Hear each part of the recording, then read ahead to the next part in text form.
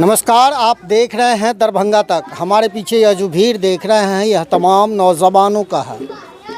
वक्फ bill pass हो गया है सदन में और तमाम जो कार्यकर्ता हैं जो अपने पार्टी को मजबूत करने के लिए हमेशा काम में लगे हुए थे। किस तरह आने वाले दिनों में चुनाव है और चुनाव की तैयारी भी यह नौजवान तमाम कार्यकर्ता कर रहे थे, लेकिन दुख की बात यह है कि यह सभी नौजवान जनता दल यूनाइटेड मतलब जदयू की यह तमाम कार्यकर्ता नीतीश कुमार से नाराज़ होकर इस्तीफ़ा दिए हैं।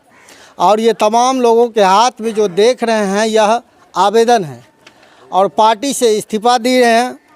क्या है इनकी मांग, क्यों है नाराज़, वो बात करेंगे और जानने का प्रयास करेंगे। छात्र नेता हैं और बड़े ही उत्साह, बड़े ही मजबूती से अपने पार्टी को मजबूत करने में लगे थे। आज क्यों नाराज़ हैं जानने का प्रयास करेंगे। क्या हो गया आपको? देखिए एक्चुअली आप लोग को ही पता होगा, रिसेंटली जो अभी एक वक्फ बोर्ड कानून का अमेंडमेंट हुआ है, लोकसभा से पारित हो चुका है, अभी राज्यसभा पे उस पर डिस्कस चल रहा है। तो हम माइनॉरिटी, खास करके मुसलमान माइनॉरिटी में जो हम लोग को ये टारगेट किया जा रहा है इस कानून को, क्योंकि हम लोग का जो वक्फ बोर्ड की प्रॉपर्टी है वो एक प्राइवेट प्रॉपर्टी है, वो हम लोग की प्रॉपर्टी है। हमारे बाप दादा परदादाओं ने दे के गया है हमें। ये कोई गवर्नमेंट की पब्लिक प्रॉपर्टी नहीं है कि इस पर बार बार अमेंडमेंट कर रहे हैं। हम लोग जनता दल यूनाइटेड के एक्टिव मेंबर हैं। हमारे प्रखंड पंचायत अध्यक्ष मुर्शीद आलम के अंडर गाइडेंस में हम लोग काम कर रहे थे, एक्टिव मेंबर थे। लेकिन जेडीयू ने जो है बीजेपी के एनडीए के अलायंस पार्टनर है, जेडीयू ने उसको अमेंडमेंट में बिल्कुल उनका समर्थन किया बीजेपी का। इससे आहत होकर हम लोग पार्टी से डिज़ाइन दे रहे हैं, क्योंकि आप लोग जानते हैं ये काला कानून है और ये नीतीश कुमार जी के पार्टी में हम लोग बहुत दिन रहे, बहुत काम किए। वो बहुत अच्छे व्यक्ति हैं, अभी भी हम उनका सम्मान करते हैं। लेकिन बात यह है कि वो अभी कॉन्शियस है नहीं, वो मेंटली डिसऑर्डर चल रहे हैं, उनकी तबीयत ठीक नहीं है, बिल्कुल मानसिक हालात वो खो चुके हैं। तो उनके पार्टी में कुछ चुनिंदे 4-5 ऑफिसर हैं, 1-2 पार्टी के लीडर हैं, उनके डायरेक्शन के अकॉर्डिंग नीतीश कुमार काम कर पा रहे हैं, क्योंकि नीतीश कुमार इस लायक नहीं है कि कोई भी फैसला ले सके। तो इसलिए हम लोग इस चीज़ से आहत होकर पार्टी से रिज़ाइन दे रहे हैं। क्योंकि देखिए, जेडीयू जो है अपने आप को एक सेक्युलर पार्टी कहती थी, लेकिन ये सेक्युलर का जो चोला पहन के बैठे थे ये एक्सपोज हो चुका है, पब्लिक डोमेन में ये चीज़ एक्सपोज हो चुका है कि ये सेक्युलर पार्टी नहीं है, ये भी एक कॉम्युनल पार्टी की तरह काम कर रही है। जैसे बीजेपी एक कॉम्युनल पार्टी है, उस तरह से ये काम कर रही है। तो इस चीज़ से हम लोग बहुत ही आहत हैं, बहुत इफेक्टेड हुए हैं। इस वजह से हम अपनी पार्टी से इस्तीफ़ा दे रहे हैं। इस बिल में क्या ऐसा दिख रहा है और आप क्या चाह रहे हैं बिल को लेकर? देखिए, इस बिल में क्या दिख रहा है वो आप पढ़िएगा तब आपको पता चलेगा। मैं पढ़ा हूँ, एक आर्टिकल पढ़ा हूँ बिल का, इसमें बहुत ही गलत चीज़ मेंशन किया गया है। एक्चुअली पहले क्या होता था कि हमारी वक्फ बोर्ड की एक प्रॉपर्टी है, एक ऑथराइज बॉडी है, उसके एक प्रेसिडेंट होते थे, वाइस प्रेसिडेंट होते थे, उसकी कमेटी होती थी। ये कमेटी फैसला लेती थी किसी भी तरह का, उसमें कुछ भी अमेंडमेंट करना हो, कुछ भी संशोधन करना, ये कमेटी फैसला लेती थी।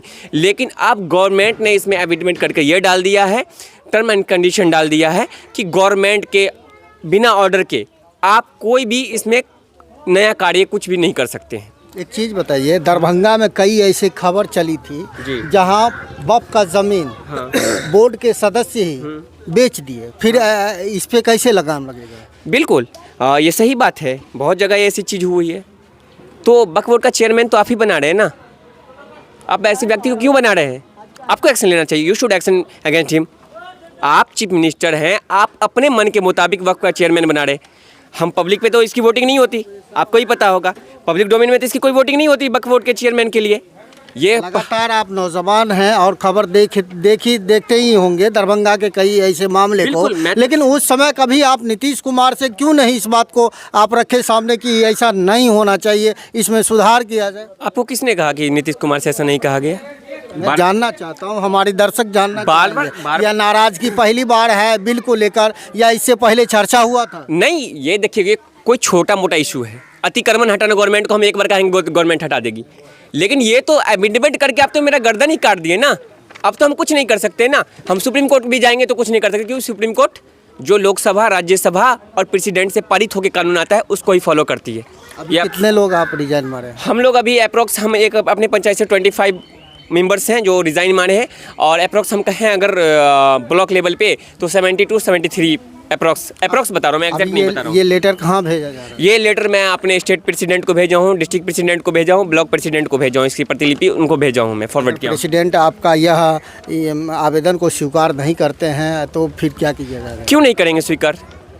क्यों नहीं स्वीकार करेंगे? वो मेरा गर्दन काट दिया, वो बिल्कुल स्वीकार करेंगे। नहीं स्वीकार करेंगे, हम लोग उनकी पार्टी के लिए काम नहीं करेंगे, बिल्कुल। अभी चुनाव आने वाला है, विधानसभा चुनाव, इसमें कौन से पार्टी में आप लोग जाना चाहेंगे? मैं अभी ये डिसाइड नहीं किया हूँ, मेरी ऐसी कोई मानसिकता अभी नहीं है, ऐसी कोई मेंटलिटी नहीं है कि मैं कोई पार्टी ज्वाइन करूँ। लेकिन इतना ज़रूर कहूँगा कि जो सेकुलर पार्टी है, जिसने हमारे लिए हक के लिए लोकसभा में आवाज़ उठाई, राज्यसभा में आवाज़ उठाई, मेरा ये कर्तव्य, मेरा अकाउंटेबिलिटी, मेरी रिस्पॉन्सिबिलिटी बनती है कि जिसने मेरे लिए आवाज़ उठाई, हम उसके लिए काम करें। काम नहीं करें लेकिन सपोर्ट तो कर ही सकते हैं। तो ये बड़ी दुर्भाग्य की बात है कि नीतीश कुमार बहुत ही अच्छे नेता थे, आपको ही पता है।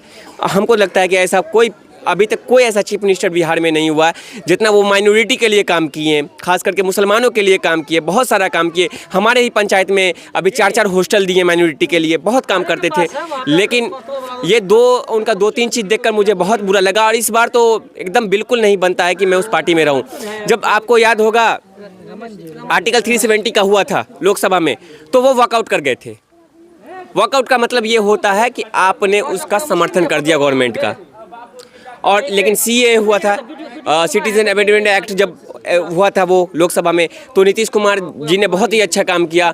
बिहार विधानसभा में प्रस्ताव पारित करके बीजेपी के साथ उस टाइम में गठबंधन में थे, और बीजेपी के मेंबर से भी साइन करवा के ये कहा, यह ऐलान किया कि हम बिहार में सीए एनआरसी नहीं होने देंगे। अगर कोई बड़े नेता आ रहे हैं मनाने के लिए आपको, तो मानिएगा कि? बिल्कुल नहीं मानेंगे। क्या नाम है आपका? मेरा नाम मोहम्मद शिबली सिद्दीकी। और कुछ लोग हैं, उनसे बात करेंगे और जानने का प्रयास करेंगे काहे नाराज है नीतीश? मैं तो आपको रमन जी मालूम होगा आपके माध्यम से कि मैं स्वर्गीय उमा बाबू के टाइम से, मैं जो मसाल टाइप से जो है हम लोग लुक्का लेके नुक्कड़ सभा करते थे। आंटी जी को अगर ये देन है तो हम लोग की देन है जो आज मुख्यमंत्री की गद्दी पे बैठा ले हैं। ये आप लोग को भी अवगत होगा कि स्वर्गीय उमा बाबू, अजय चौधरी, हम लोग हर जगह नुक्कड़ सभा करते थे, और उनके लिए पटना कहाँ कहाँ नहीं जाते थे। आज उनसे हम आहत होके जो वक्फ बिल बोर्ड, इसमें जो खुल के समर्थन किए, उसके विरोध में आके हम लोग आज अपना सभी मेंबर और कमेटी के जितने लोग हैं सब लोग इस्तीफ़ा दे रहे हैं। अच्छा, मैं जदयू पंचायत अध्यक्ष, अल्पसंख्यक जिला वक्फ कमेटी के सदस्य से भी मैं इस्तीफ़ा दे रहा हूँ। परिचय? मोहम्मद उसामा। क्या नहीं नाराज हो जाएगा? हाँ, नाराज़गी की बात है, क्योंकि आप अगर हमारे हक और हकूक़ के साथ खिलवाड़ करेंगे तो ये खामोशी इख्तियार करना बेहतर नहीं है। अच्छा, चुनाव आने वाला है, जदयू से नाराज हो गए हैं तो किसे वोट कीजिए? देखिए, वो हम देखेंगे कि हमारे हक और हकूक़ के लिए कौन आवाज़ लगाता है, क्योंकि हम उस आइडियोलॉजी के साथ जाएंगे जिस आइडियोलॉजी के अंदर हमारे लिए सोचने का और समझने के लिए। अभी प्रशांत किशोर तो बिहार को लेकर बात कर रहे हैं और 40% मुसलमानों को टिकट देने की बात कर रहे हैं, तो क्या आप जो मुस्लिम समुदाय के लोग हैं जो जदयू से नाराज़ हो गए हैं वो प्रशांत किशोर को चुनेंगे? नहीं, अभी ऐसा हम लोग कुछ नहीं बोल सकते, क्योंकि हमारी भी एक टीम है। क्योंकि अभी आप देख रहे हैं कि हम लोग 72 टोटल जो प्रखंड के मिला करके जो घाट प्रखंड, हाँ, जो इस्तीफ़ानामा दे रहे हैं, तो हमारी जो 72 की टीम है वो सब लोग मिलेंगे, बैठेंगे, फिर मीटिंग होगा। फिर अगर हम लोग को जिस पार्टी की तरफ जाना होगा, हम लोग मीटिंग करके कोई फैसला करेंगे कि हाँ इस पार्टी में। हाँ, लेकिन एक चीज़ रमन जी मैं आपको बोल रहा हूँ कि वो 72 से 71 नहीं हो सकता है। जिधर भी जाएंगे वो 72 का 72 साथ जाएंगे।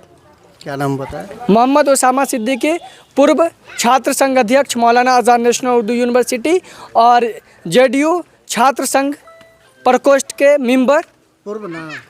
हाँ, पूर्व हाँ, पूर्व कह सकते हैं, वर्तमान नहीं। नहीं, वर्तमान। तमाम लोगों को आप सुने कि यह तमाम नीतीश जी से नाराज़ हैं क्योंकि उन्होंने वक्फ बिल का समर्थन किया है, और ये लोग आने वाले चुनाव में किस पार्टी को सपोर्ट करेंगे यह तो समय बताएगा। लेकिन फ़िलहाल यह तमाम लोग जदयू के कार्यकर्ता, पूरे प्रखंड की बात करें, हायाघाट प्रखंड की, तो बता रहे हैं कि लगभग 72 लोग इस्तीफ़ा दिए हैं अपने कार्यकर्ता पद से, और आने वाले चुनाव में यह बिल को लेकर किस तरह रहेगा माहौल, यह आप समझ सकते हैं। क्या यह राजनीतिक मुद्दा बन जाएगा 2025 की चुनाव में? आपके क्षेत्र से जुड़ी कोई समस्या, घटना, दुर्घटना की जानकारी चैनल के दिए गए नंबर पर दे सकते हैं। अपनी प्रतिक्रिया कमेंट बॉक्स में ज़रूर दें। बने रहिए दरभंगा तक में रमन जी के साथ।